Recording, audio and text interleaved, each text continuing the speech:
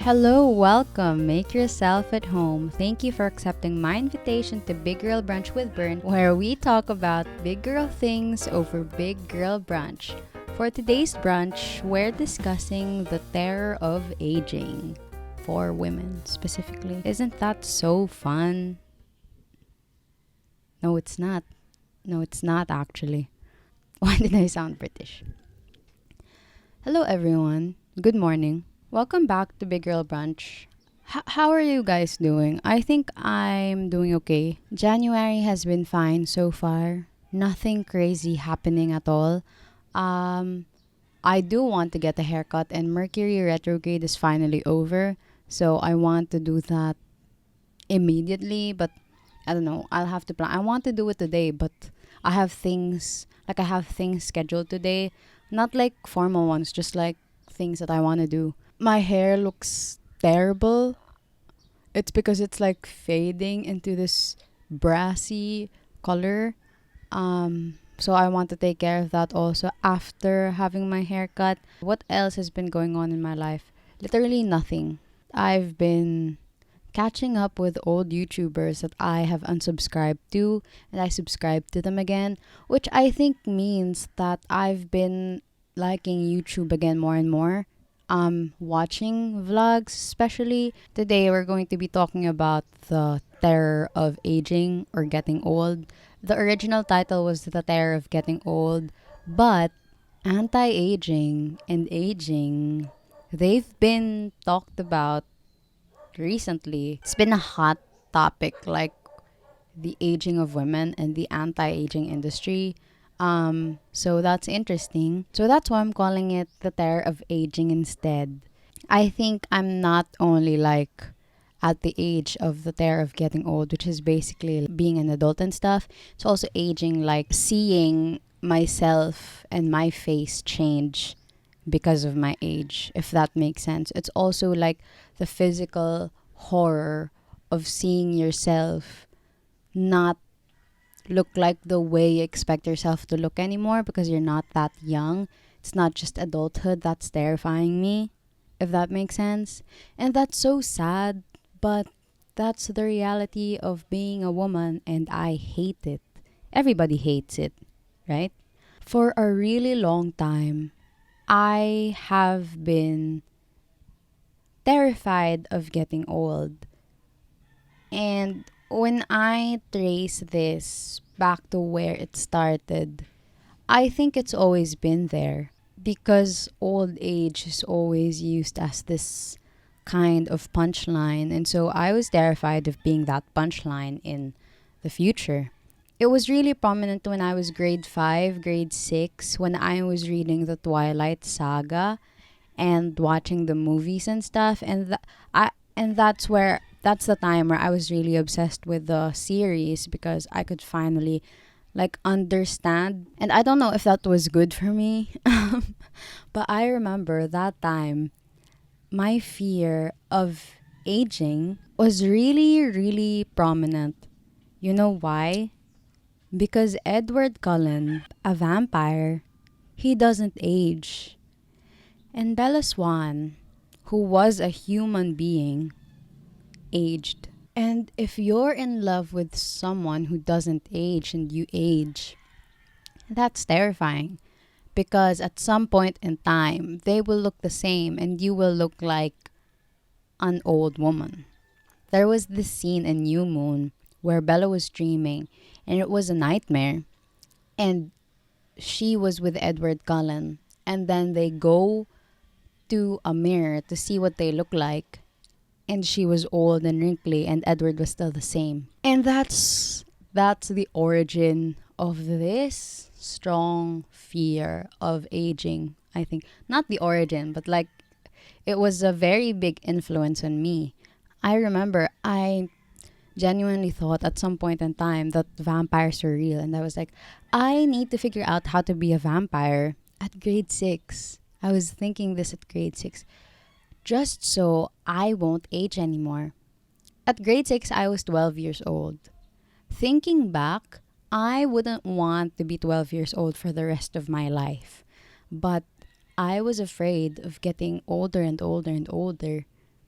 because aging or getting old has this strong negative connotation, and I didn't even realize that it was bad for me and for so many other girls. Now I can trace the terror of aging or getting old to like three main milestones.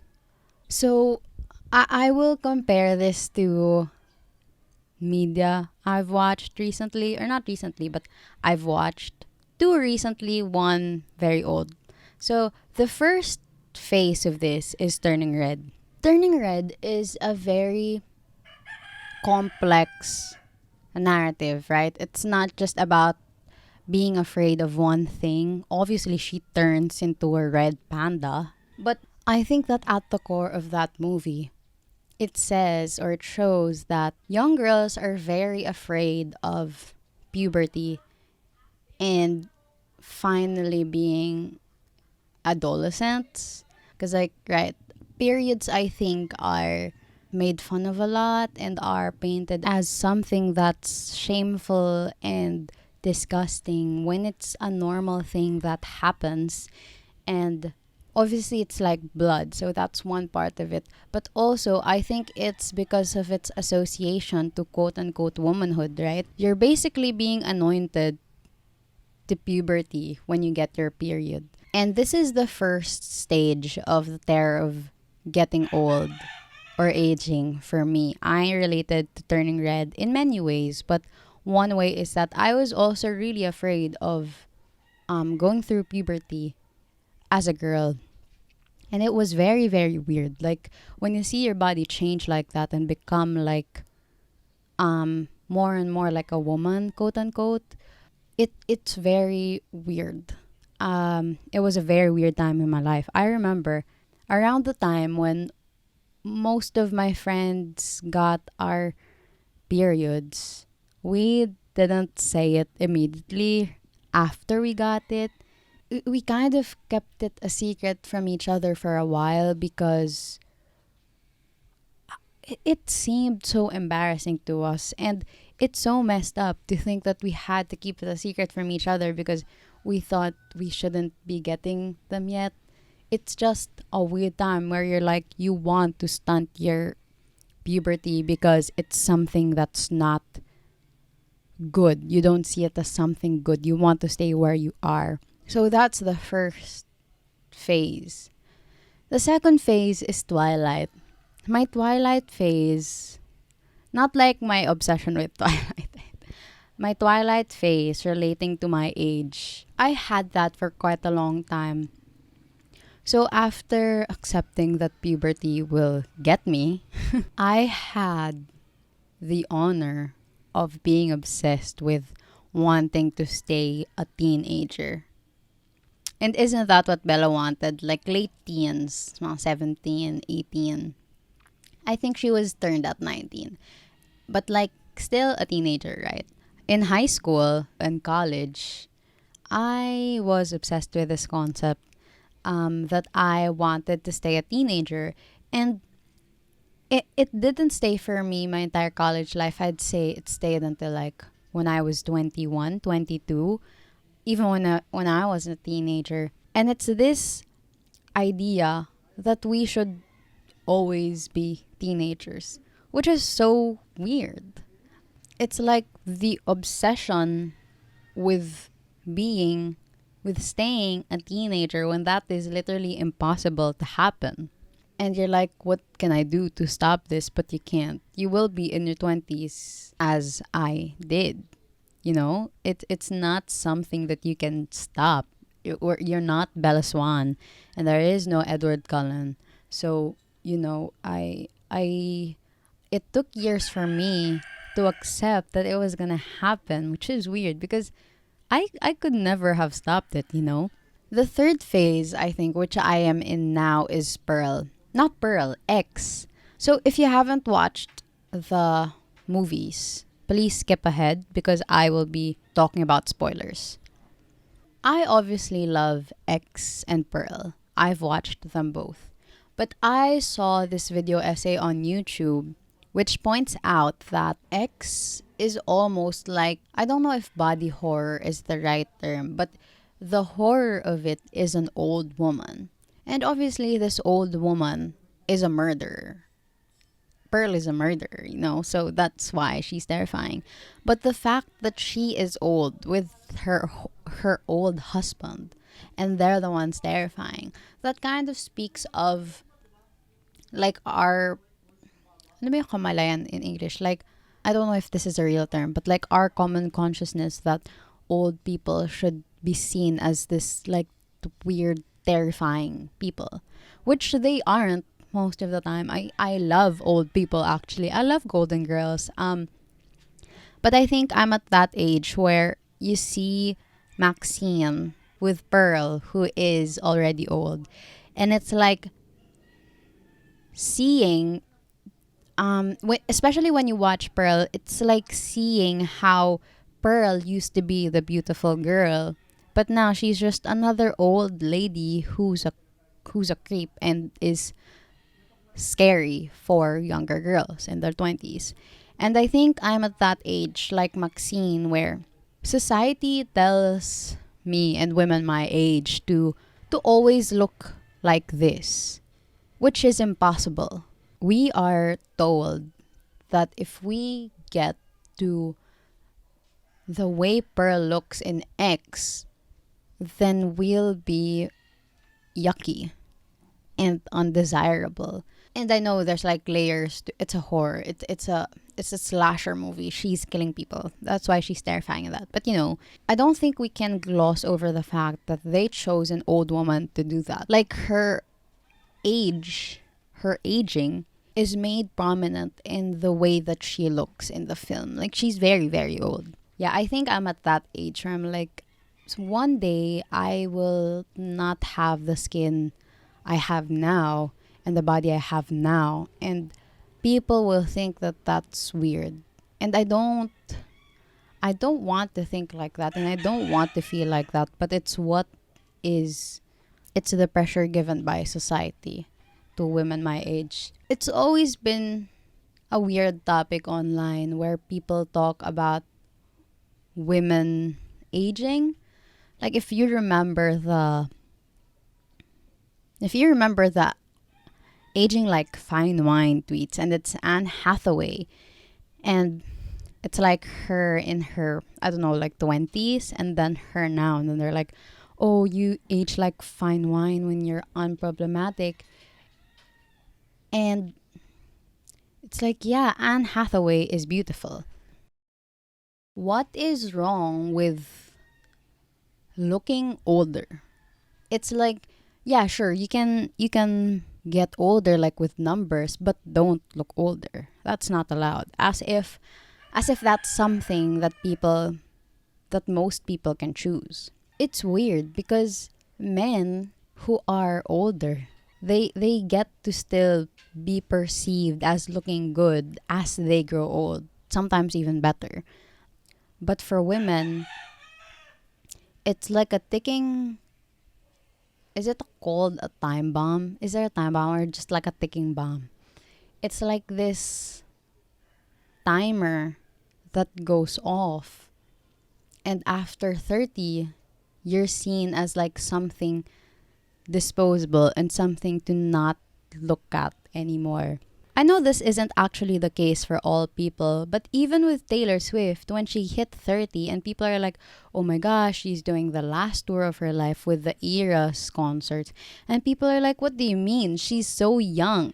30 plus is not old.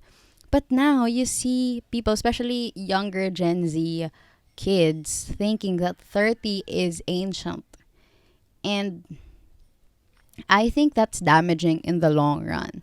Like sometimes jokes are funny, like, ha ha, we're getting old. But also, if we keep engraving this idea that 30 is old to younger Gen Z kids, then they will think that until they're 30, and it will cause an existential crisis. It's so funny because Bo Burnham turned 30 and he has a song called 30. And then Andrew Garfield in Tick Tick Boom, he has this number called 3090 where he also turns 30.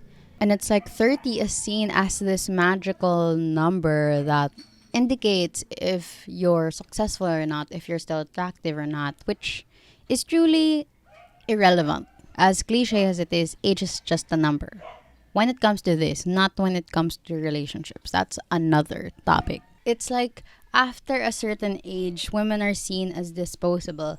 And so there's this pressure to look the same all of the time so you're not perceived as this age or beyond that age. There's also this idea of the biological clock where obviously it's to an extent it's true, right? At some point people with uteruses, a person with a uterus will stop having the ability to bear children at a certain age. But I think that sometimes we use this idea of the biological clock to justify ageism, especially with women. I don't know, I don't have an example. I don't know why I said that. I asked myself, like, why do we even have to be afraid of getting old? And again, it's that idea of being disposable after a certain age. It's not like being attractive is the only thing that matters in the world. Obviously not. There is more to life than being attractive. But how come that women are less attractive after 30 or at 30? When I think about this, I think of two pop culture things. The first one is Leonardo DiCaprio and his chart of the women he has dated, and no one is over 25.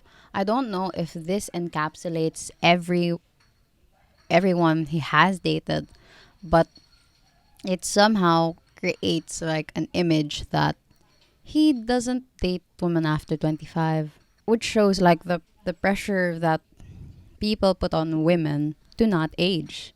Second is from Taylor Swift's 10-minute version of All Too Well, which shook the whole world, when she said, "I was never good at telling jokes, but the punchline goes, I'll get older, but your lovers stay my age." I don't know how true this is, actually, to Jake Gyllenhaal. But line, that line shows why women are afraid of aging, even if it's impossible to not age. This is even strengthened now by the rise of anti-aging products yet again.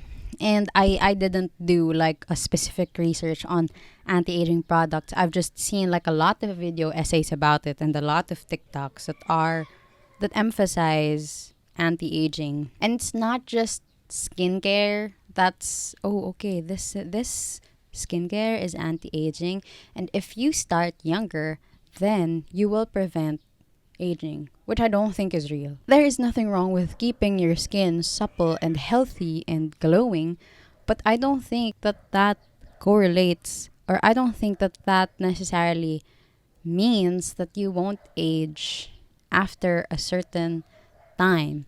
Some people also say that if you use anti-aging, then you will age less, which I don't know how we're proving that. I don't know how that is proven.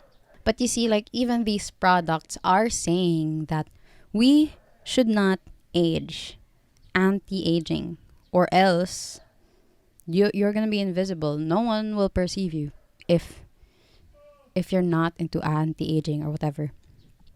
And this is not just skincare products or like the food we eat or whatever.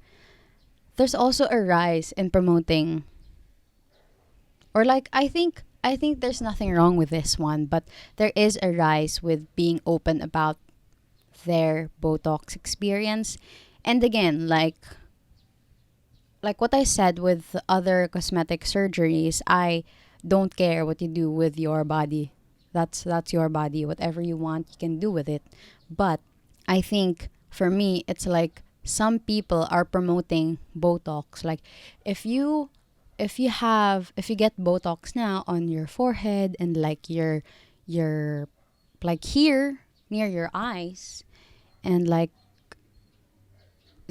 those parts, you won't get wrinkles when you're like a certain age because those parts can't move if you have Botox there. And I think we should not be promoting that actively. We have different individual insecurities. I get that. But I think it's dangerous for young people to be consuming content or media like this. I don't know if that does anything healthy for their brain. I think that might just strengthen their fear of aging.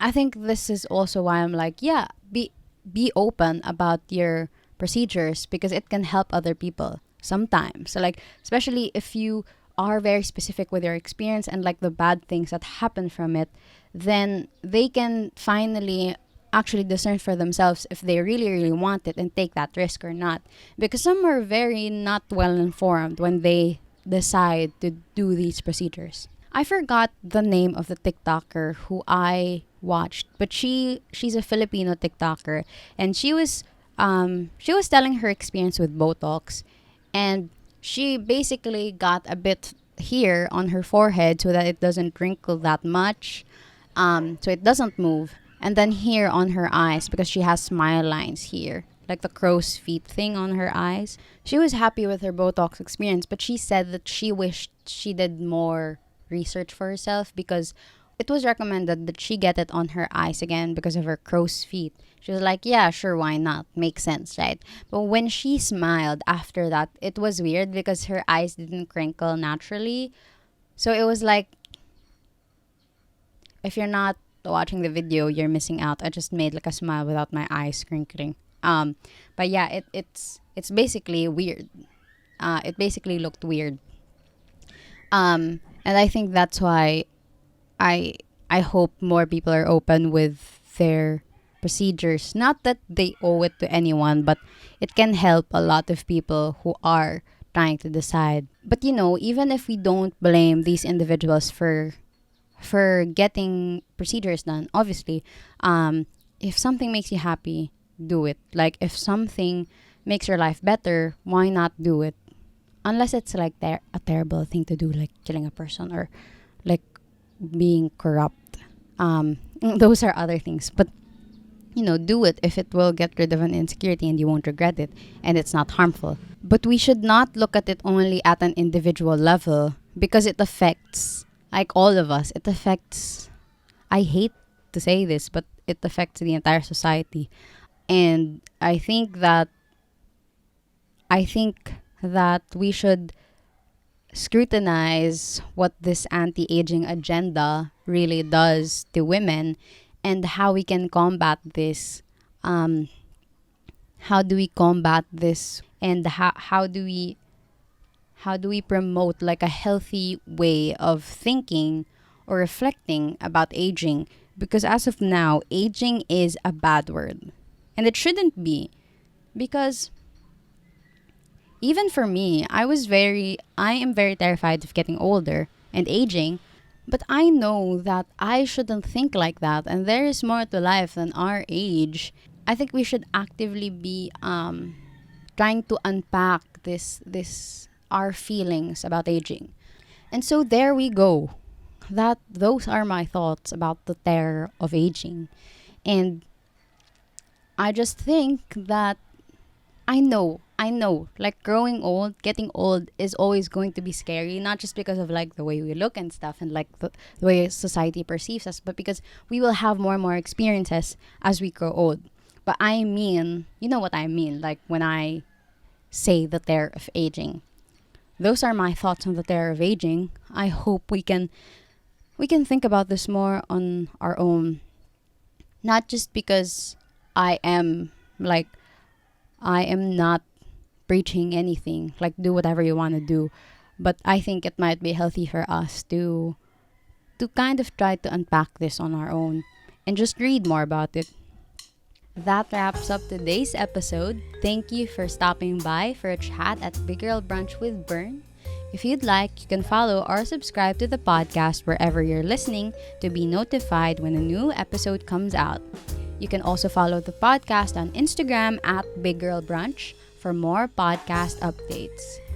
If you have any topic suggestions or requests for the podcast, Again, you can message us on Instagram at Big Girl Brunch, or you can also message at Gelbadoodle, which is my personal account.